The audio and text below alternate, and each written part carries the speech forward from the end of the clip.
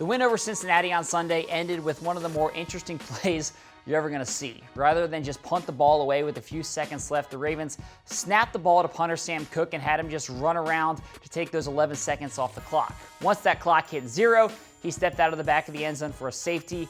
Game over, Ravens win 19-14. Now, the best part of this play was that just about every single Raven on the field committed holding. I'm not exaggerating with that. It was probably every single guy.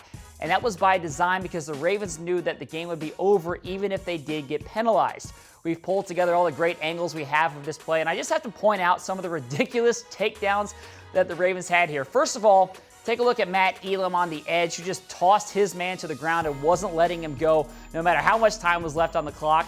And then on the other side, you've got Darren Waller, who was holding on just for dear life to his guy, even when the play was basically over. But I'll tell you what, I think the best award for the takedown of the game goes to fullback Kyle Juszczyk or maybe Morgan Cox.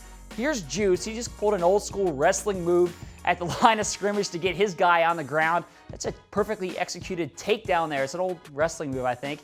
And then you have Morgan, who just wrapped up his blocker and basically laid on top of him until he heard the whistle. I mean, it was just crazy. By the time this play was over, there were 4 flags on the field. I'm not sure if I've ever seen that before.